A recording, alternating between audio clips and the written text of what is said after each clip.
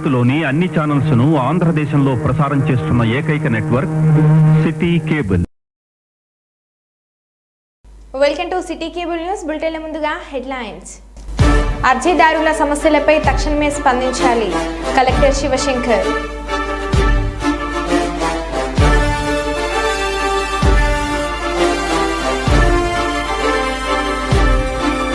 తమ తండ్రి జ్ఞాపకార్థంగా విగ్రహాన్ని ఏర్పాటు చేసి పలువురికి ఆదర్శంగా నిలిచిన కుమారులు.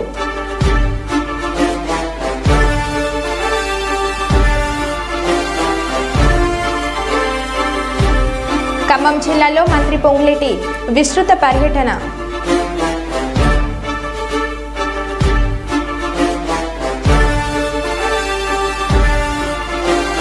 నాగార్జున యాదవ్ను అరెస్ట్ చేసిన కుప్పం పోలీసులు.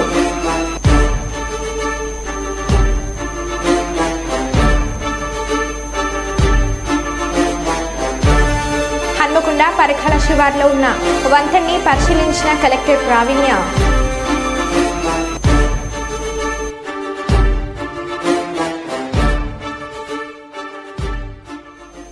ఇక వివరాల్లోకి వెళ్తే, హన్మకొండలో వర్షాల కారణంగా దెబ్బతిన్న హన్మకొండ జిల్లా నడికుడ మండలం కంటాత్మకూర్ గ్రామ శివార్లో నిర్మాణంలో రోడ్డు, అదేవిధంగా పరకాల శివార్లో ఉన్న చెలివాగు వంతెనను జిల్లా కలెక్టర్ పి ప్రావీణ్య సోమవారం పరిశీలించారు.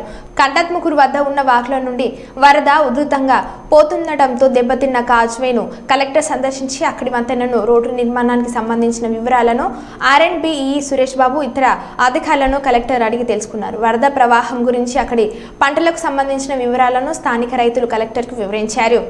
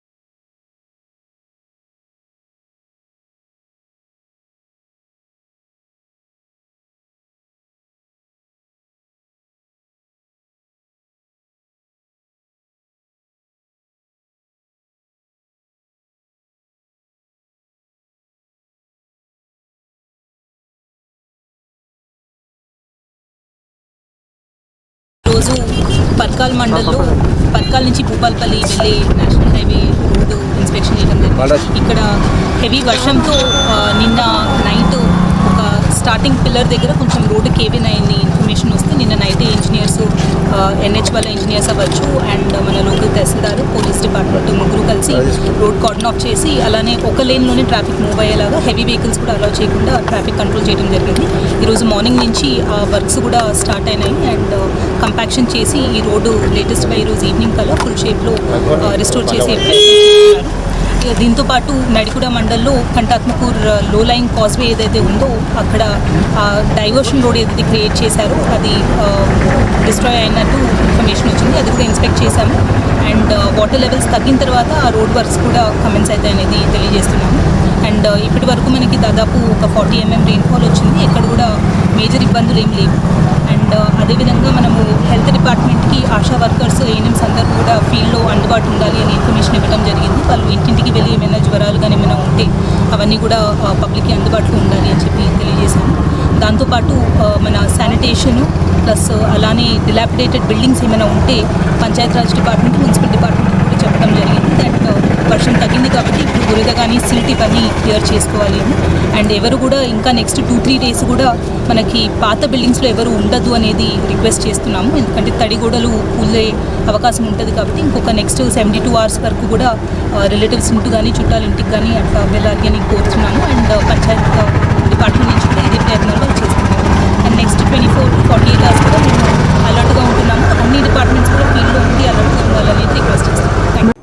మహబూబాద్ జిల్లా చిన్నగూడూరు మండల కేంద్రంలో దాశరథి శత జయంతి వేడుకలు ఘనంగా నిర్వహించారు. ఎమ్మెల్సీ ప్రముఖ కవి దేశపతి శ్రీనివాస్తో కలిసి డోర్నకల్ ఎమ్మెల్యే ప్రభుత్వ whip Ramachandra Nayak, Mahabad MLA Murali Nayak, MLC Ravinder Rao, cinema రచయిత నిర్మాత డైరెక్టర్ జాతీయ బీసీ చైతన్య సమితి తెలంగాణ రాష్ట్ర అధ్యక్షులు బయ్య వెంకట నరసింహారాజ్, TUWJ రాష్ట్ర ఉపాధ్యక్షులు గాడిపల్లి మధు, దశరథి జయంతి ఉత్సవ కమిటీ కన్వీనర్ కనుగంటి కమలకర్, కాంగ్రెస్ నాయకులు రావుల రామరెడ్డి, సుధాకాని నాగేష్, గాడిపల్లి జీవన్, దశరథి కృష్ణమాచార్యులు విగ్రహానికి పూలమాలలు వేసి ఘనంగా నివాళులను అర్పించారు. అనంతరం చిన్నగూడూరు నుండి మహబాద్ SVM ఫంక్షన్ హాల్ వరకు బైక్ ర్యాలీ నిర్వహించారు.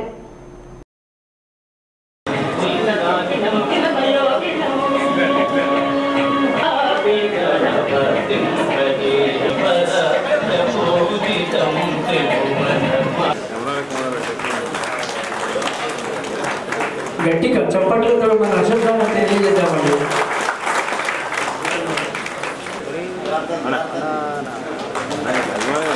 మన చప్పట్లే వాళ్ళకి సన్మాన దుప్పట్లు అవుతాయి. మరి స్టార్టింగ్ హైదరాబాద్ జర్నలిస్ట్ యూనియన్ అధ్యక్షులు శంకర్ గౌడ్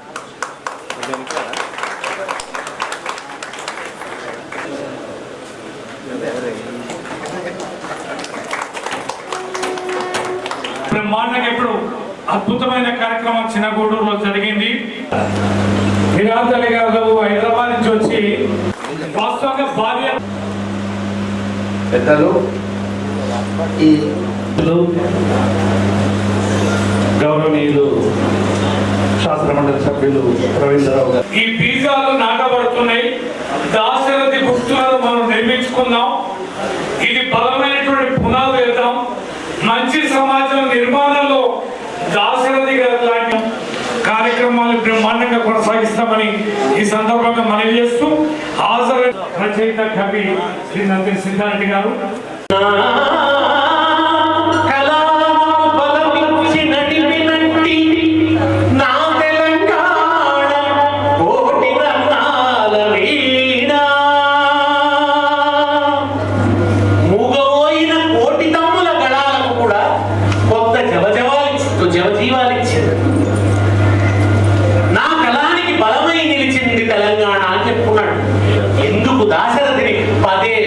పదే గుర్తు చేసుకోవాలంటే దాశరథి అంటే తెలంగాణ, తెలంగాణ అంటే దాశరథి. తెలంగాణ అస్తిత్వాన్ని, తెలంగాణను తన ఆత్మలో ప్రతిష్ఠించుకున్నాడు. తెలంగాణ అస్తిత్వాన్ని సాహిత్యంలో విశ్వరూపంతో ప్రతిష్ఠించినాడు. తెలంగాణ భూమిని పొందుతాడు. 3 కోట్ల దేవతలందు 1 కోటి మంది వసించడి హటకావని భూమి అన్నాడు. ఆ రోజు 1 కోటి మంది జనాభా తెలంగాణ. ఏమంటాడు తెలిసిన ఆయన? 3 కోట్ల దేవతలు కదా, అందులో 1 కోటి మంది మా తెలంగాణలో. మా సోదరుడు గునగంటి కమలాకర్ గారికి, అదేవిధంగా వేదిక ముందున్న ఇంకా పెద్దలకు, ముందు కూర్చున్న మరి దాశరథి కృష్ణమాచార్యుల అభిమానులకు, మరి కుటుంబ సభ్యులందరికీ పేరు పేరు నమస్కారం తెలియజేస్తున్నాను. ముఖ్యంగా నేను చెప్పాలనుకునేవన్నీ డైరెక్ట్గా చెప్పేసి నా మనసులో ఉన్నాయన్నీ వారి నోట బయట వచ్చేసి. కాకపోతే తెలంగాణ యువత ఆ రోజు నేను బాల్యంలో ఉన్నప్పుడు విన్న విషయాలు కావచ్చు, చూసిన కొన్ని విషయాలు కావచ్చు, ఆ రోజులు భూములన్నీ కొంతమంది చేతిలో ఉండడం, అదేవిధంగా పండించే పంటలు కూడా కొంతమందికి చేరడం అనేది వారిలో నాకు తెలిసి ఒక విప్లవం. ఈరోజు అంటే దాశరథి కృష్ణమాచార్యులు గారు కేవలం కవి మాత్రమే కనబడట్లేదు, వారిలో ఒక విప్లవకారుడు, ఒక పండితుడు, మేధావి, సత్యాన్వేషి, నిత్యాన్వేషి, అన్వేషించేవాడుగా వారు నేను అనుకుంటున్నా. ఎందుకంటే వారి పుస్తకాల పేర్లు కూడా రుద్ర వీణ, రుద్ర అంటే రక్తం, రక్తంతో తడిసిన వీణ, ఇక అది ఎలాంటి పాటలు పాడుతుందో మీకు తెలుసు. అదేవిధంగా అగ్నిధార, మరి అగ్నిధార అలాంటి టైటిల్స్, ఆ టైటిల్లోనే వారి ఆలోచన విధానాలు మనకు తెలిసే విధంగా తెలుస్తూ ఉంది. ముఖ్యంగా మాకు దేవులపల్లి ప్రభాకర్ గారిని ఒక తెలుగు పండితులు ఉండేవారు ఇంటర్మీడియట్లో, వారు అష్టావధాని, శతావధాని. వారు ఒకరోజు అష్టావధానం మా కాలేజీలో పెడుతుంటే నేను కూడా ఏదో తెలుసుకోవాలని ఆ తెలుగు నేను సైన్స్ స్టూడెంట్, నేను డాక్టర్ కావాలి లక్ష్యంతో పోయినని. ఖమ్మం జిల్లా నేలకొండపల్లి మండలం బైరావునిపల్లి గ్రామానికి చెందిన గుండప్నేని పరాంకుశరావు గత ఏడాది మృతి చెందారు. తండ్రి జ్ఞాపకార్థంగా ఆయన కుమారులు రామచంద్రరావు, లక్ష్మణరావులు ఆంధ్రప్రదేశ్ రాష్ట్రంలోని ఎన్టీఆర్ జిల్లా తిరువూరులో తండ్రి పరాంకుశరావు సహజీవంగా నిలిచి ఉన్నట్లు సహజత్వం ఉట్టిపడేలా విగ్రహాన్ని తయారు చేయించి తమ పొలం వద్ద ప్రత్యేకంగా నిర్మించిన గదిలో ఏర్పాటు చేశారు. రోడ్డు పక్కనే విగ్రహాన్ని ఏర్పాటు చేయడంతో అటువైపుగా వెళ్లేవారు విగ్రహాన్ని ఆసక్తిగా చూస్తున్నారు. తండ్రిపై ఇంత ప్రేమను చూపుతున్న కుమారులను గ్రామస్తులు అభినందిస్తున్నారు. తల్లి తండ్రులకు భోజనం పెట్టని పిల్లలు ఉన్న ఈ రోజుల్లో తండ్రి గుర్తుగా భారీ విగ్రహాన్ని ఏర్పాటు చేసి పలువురి మన్ననలను పొందుతున్నారు. తండ్రి కుమారుల ప్రేమానురాగాలకు ప్రతీకగా ఈ విగ్రహం నిలుస్తుంది. ఈ విగ్రహాన్ని చూసినప్పుడల్లా తన తండ్రి ఆత్మ సజీవంగా ఉన్నట్లు అనుభూతి కలుగుతుందని కుమారులు రామచంద్రరావు, లక్ష్మణరావులు చెప్తున్నారు.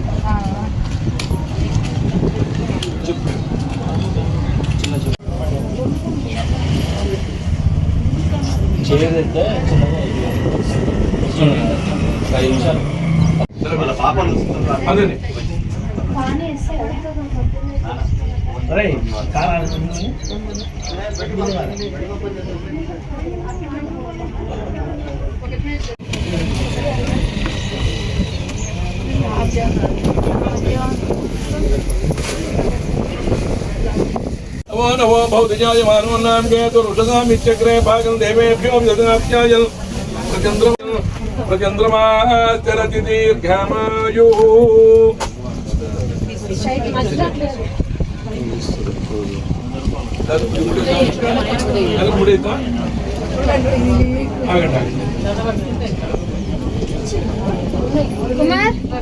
సరిపోయిందా ఇప్పుడు ఏమంటారా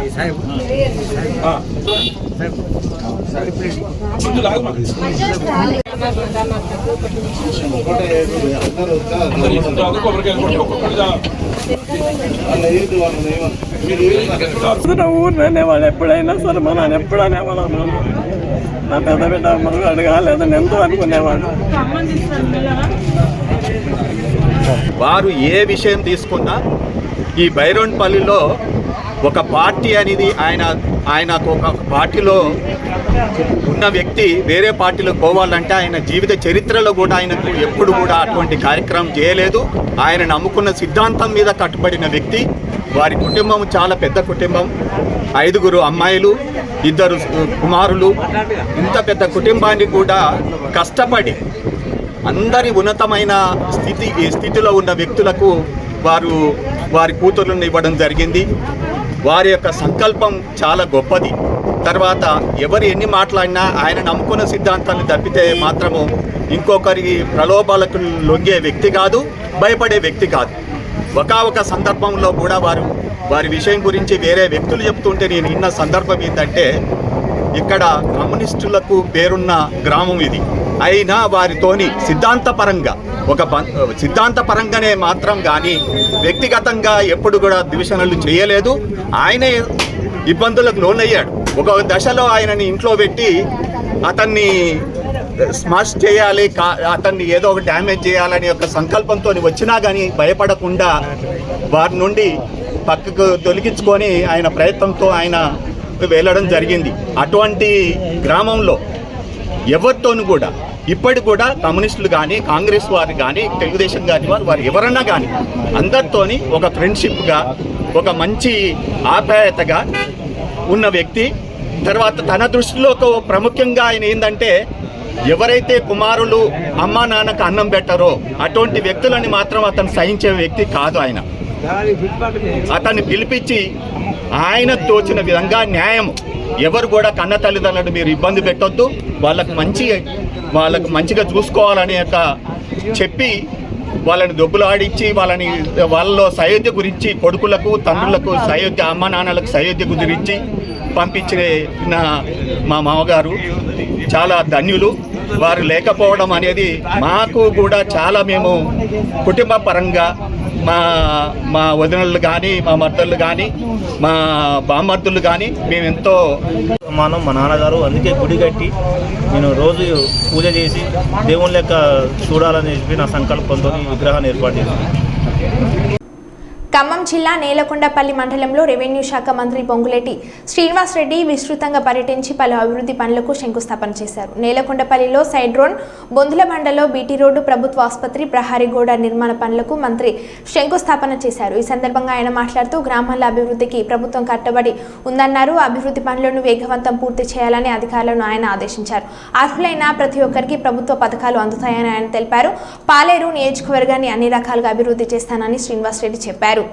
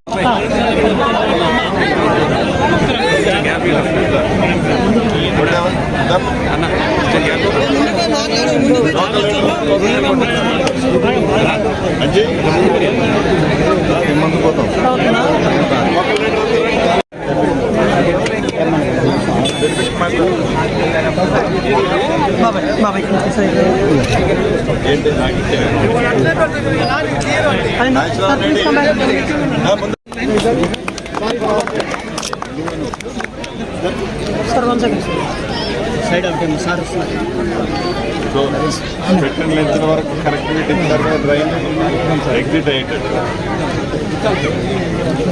ఎక్కడ కానీ గ్యాప్ ఉంటే జంటలని చిన్న పీస్ వదిలేస్తే దాంతో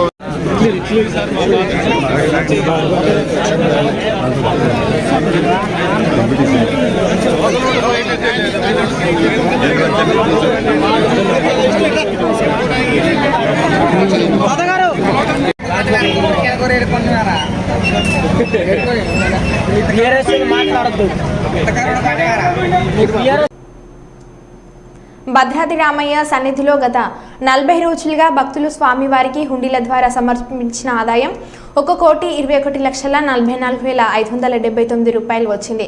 సోమవారం ఉదయం నుంచి సాయంత్రం వరకు సుమారు 300 మంది భక్తులు, స్వచ్ఛంద సేవ సంస్థ సభ్యులు, ఆలయ అర్చకులు, సిబ్బంది ఆలయ హుండీ లెక్కింపులో పాల్గొన్నారు. ఆలయ కార్యనిర్వహణాధికారి ఎల్ రమాదేవి ఆధ్వర్యంలో సీసీ కెమెరాల పర్యవేక్షణలో పోలీస్ బందోబస్తు నడుమ ఆలయ లెక్కింపు జరిగింది. గత 40 రోజుల హుండీ ఆదాయం 1,21,44,579 రూపాయలు రాగా బంగారం 104 గ్రాములు, వెండి 805 గ్రాములు, ఇతర దేశాల కరెన్సీ కూడా కానుకలుగా వచ్చినట్లు ఆలయ కార్యనిర్వహణాధికారి రమాదేవి తెలిపారు.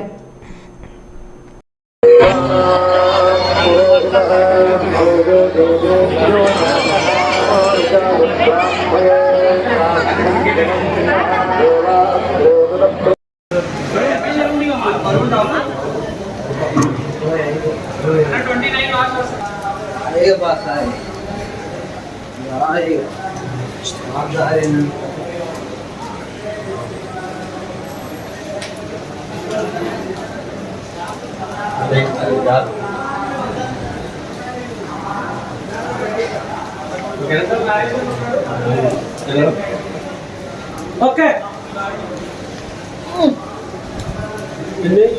పదన్నా 11 12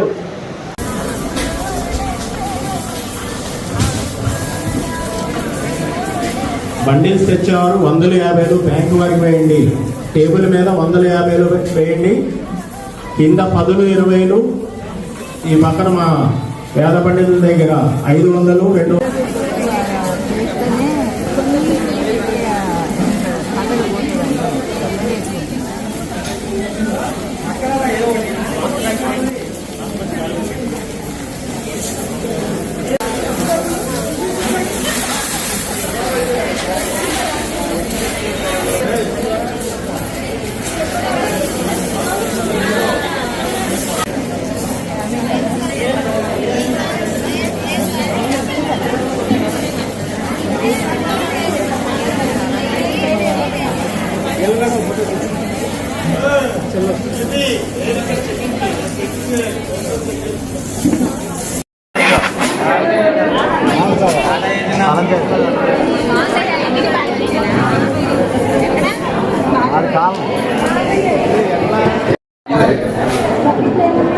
డబ్బులను బడ్జెట్ క్యాష్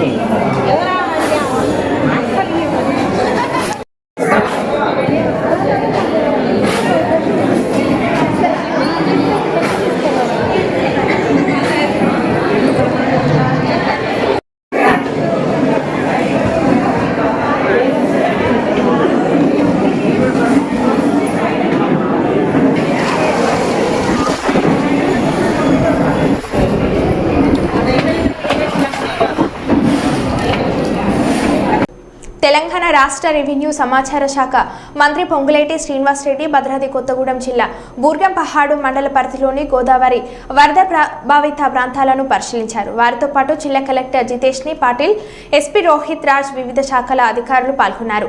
వరద సహాయక చర్యలపై మంత్రి పొంగులేటి అధికారులకు పలు సూచనలు చేశారు.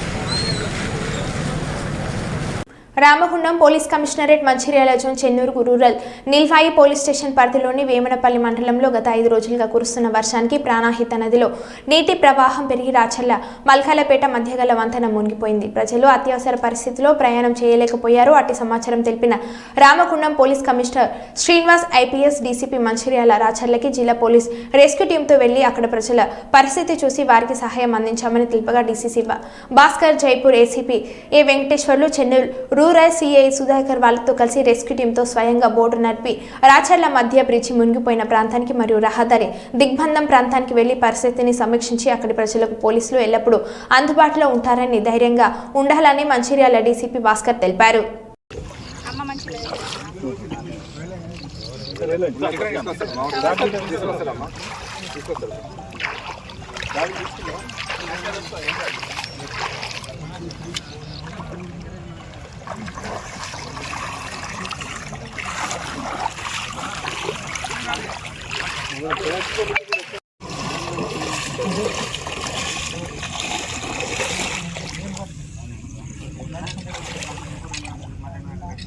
వీళ్ళని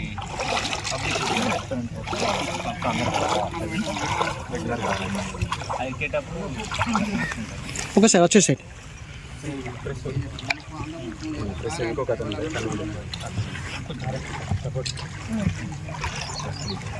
అయ్యా